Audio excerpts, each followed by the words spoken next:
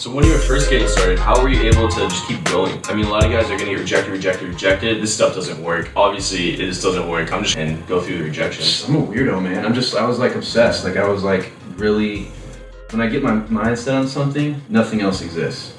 And so I think there was that element. I think there was, it just made so much sense that this was something I could learn. I already had an experience to draw from to keep going, and that was soccer. I grew up playing soccer. Okay. And I started playing when I was like 5, but I didn't actually get good until the summer of 7th grade. So all those years I was just kind of playing like Parks and Rec level, just messing around. And then I found out that there was a travel league, like the Premier League, the travel team. You know, back then it was called Little Caesars in Michigan. And those were the best players. And I didn't even realize that existed. It's very, very similar to this. Like, you didn't even realize what's possible with women, this kind of higher level. Because there's so few examples of guys who are legitimately good with women and who can approach a woman they don't know, connect with her, make it happen consistently. Right, yeah. Very rare, right? Very rare. Most guys meet girls through friends and social circle, right. work, or they, drink and get some liquid courage and hopefully something happens that night. Right. So,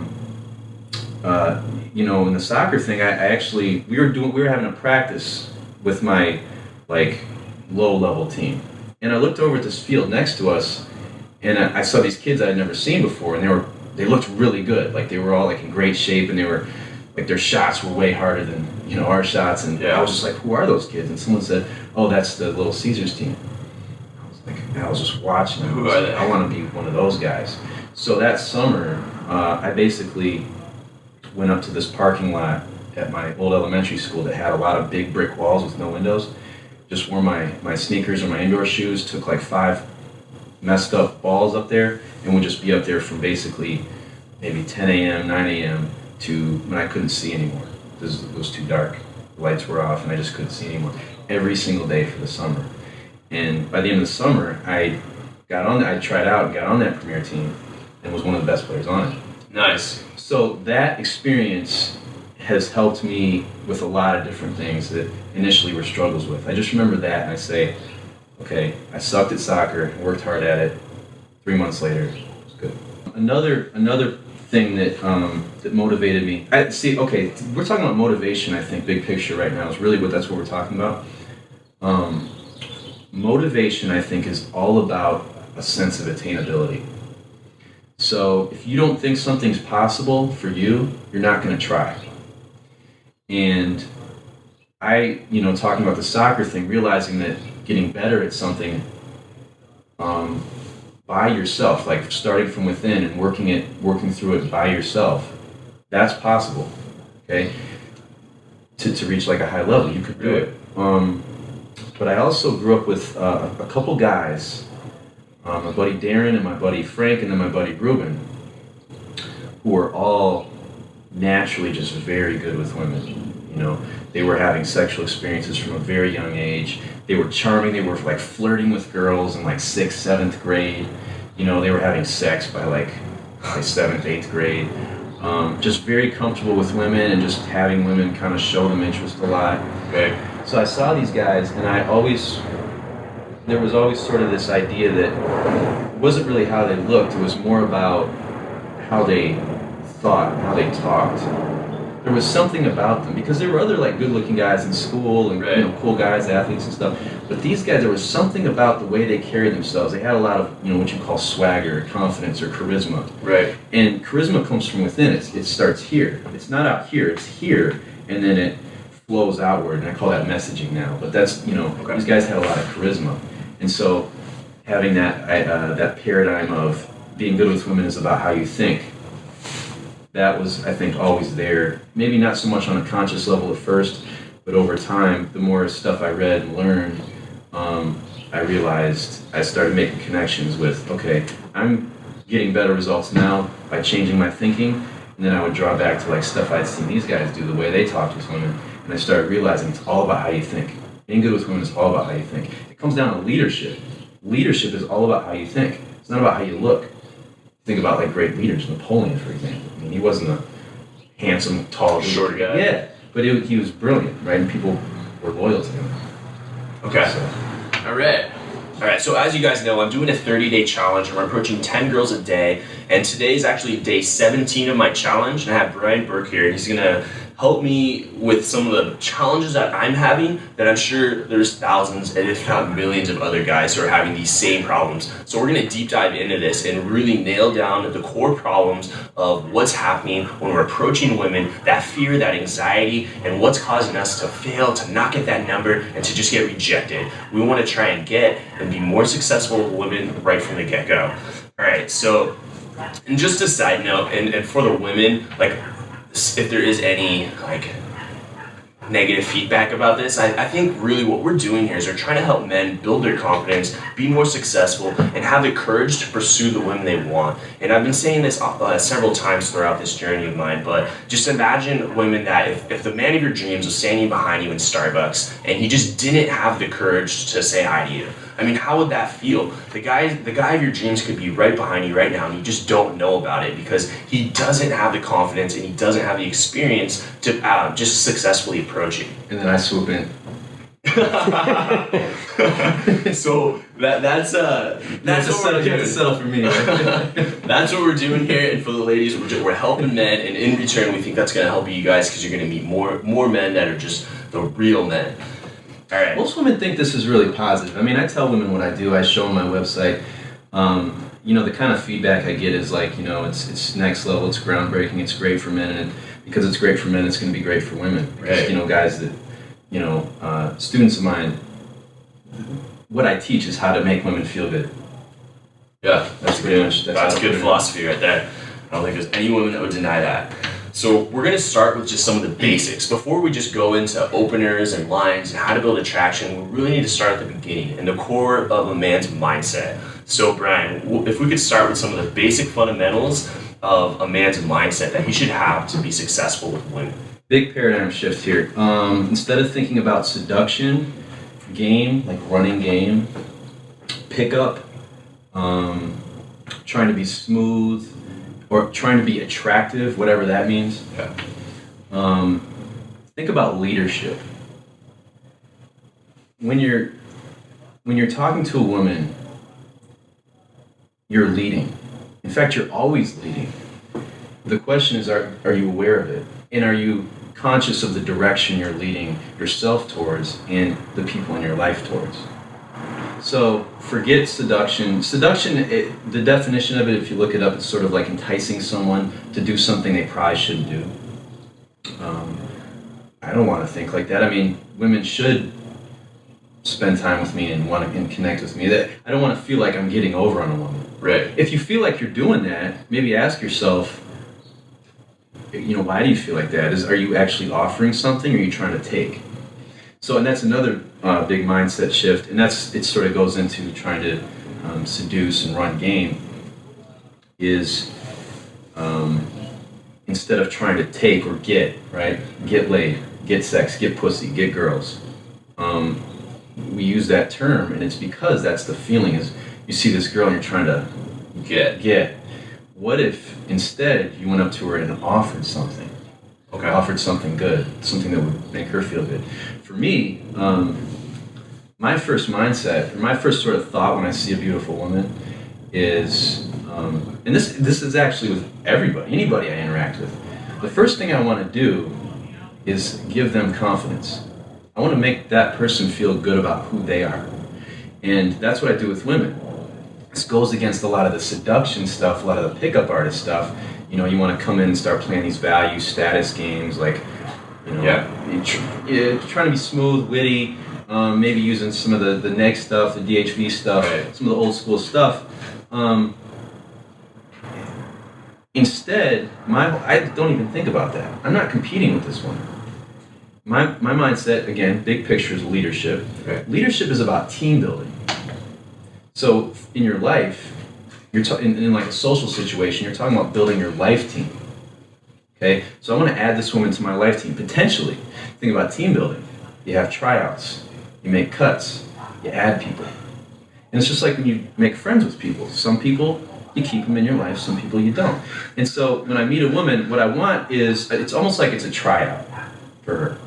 And Like, it's sort of a tryout, but I want to get her best performance. Performance is sort of a funny word. What I really mean is like, I want a good performance socially is a person being themselves. so you want to bring out the best in that woman. Yes, so that means I got to make her feel confident. When someone feels good about who they are and good about their expression, their personality, they're going to show it. And so the more expressive and revealing and authentic the woman is, to me, that's a good performance. So that's what I'm trying to draw out. And part of that is, making her feel comfortable asking good questions. And I have a whole, science behind that. But that also requires that I kind of go first. And I think about, if you're at a pool with some friends, there's always that one person that jumps in first. Right. And then everyone's like, hey, what's the water like? And they say, oh, the water's warm. Even though it might not be, there's always that one person that has to go first. Same like on a dance floor, there's always the one person that gets out there. Right. Socially, you want to be the person that's comfortable going first and being authentic, showing yourself, expressing yourself authentically. That doesn't mean talking a lot. And that's a big sort of discernment guys need to make. Walking up and just running your mouth is not self-expression. For me, a lot of times, authentic self-expression means walking up, smiling, and just saying hi. But without any sort of act or persona. It's almost like if I was in my living room. So walking up to a girl and saying, hi, you look cute tonight. What's your name? But with my face, my body, my voice tone, none of it is faked. None of it is like trying to be anything other than how I really feel right now. And if you're in a bad mood, for example, you don't want to really show that. So the challenge that I think guys will have, and this is a huge shift you want to try to make, is when you see a woman, get in touch with how she inspires you, how she excites you, how she cheers you up. So instead of seeing an attractive woman and saying, oh, I want to get sex from her, instead saying, whoa, how pretty, and walking up and saying, you are so pretty. And so her beauty puts you in a good mood. Right. So, there's a lot of talk about being in a good state, being in state to talk to girls. The girl puts me in state. I can walk into a bar like in a bad mood and be like, oh, this is awesome. Yeah. But I'll still be a little nervous, right? I'll walk up, maybe my heart's beating a little faster. Right. But I really try to become aware of and tap into and cultivate that feeling inspired. And inspiration, women want to inspire men. That's one of the 3 dimensions of embrace, which is like female psychology. Man's nature is to thrust, woman's nature is to embrace. The first dimension of embrace is inspire. Women want to inspire you. When I've told women before, I got so excited when I saw you.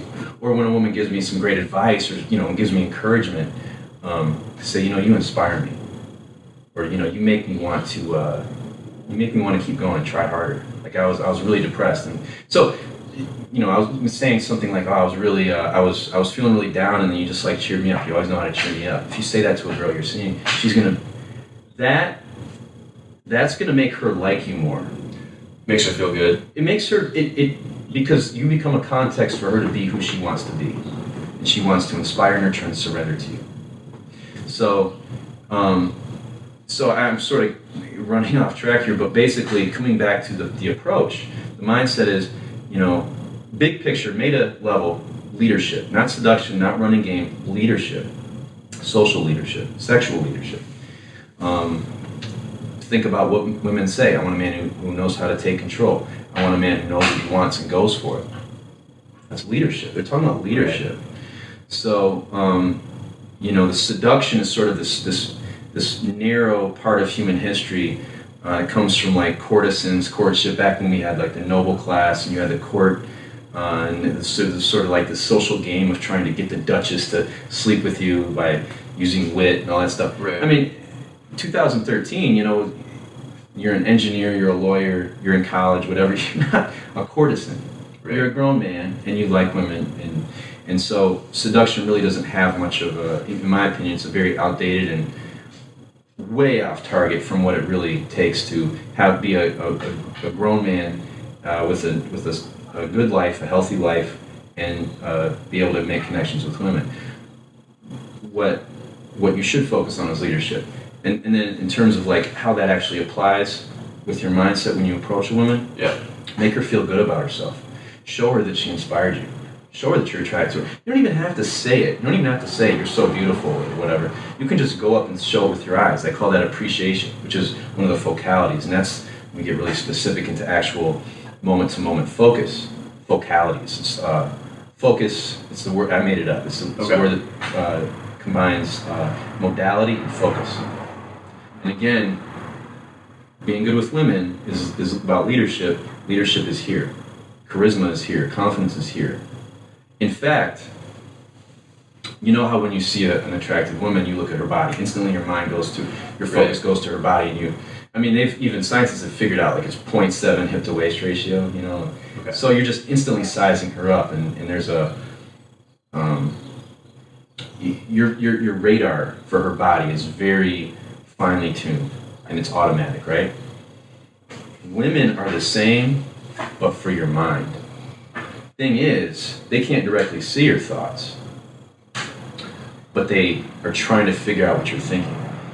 The reason for that, and this is why I say women are actually more, their radar for how you think is more finely tuned than your radar for her body, is because evolutionarily women are taking more of a risk with sex. Right. There's more of an investment on their part. So there's more of an investment on their part. And so it's sort of like there's more risk. And so I think as men and women have evolved, women have developed a very finely tuned radar, a detection mechanism for deception. So what women are really trying to detect in you when they're trying to basically read your mind, just like you're reading her body, is they're looking for deception. And deception is one of the focalities. There's 6 focalities. 5 are good. What you want to do is eliminate deception, the 6th one.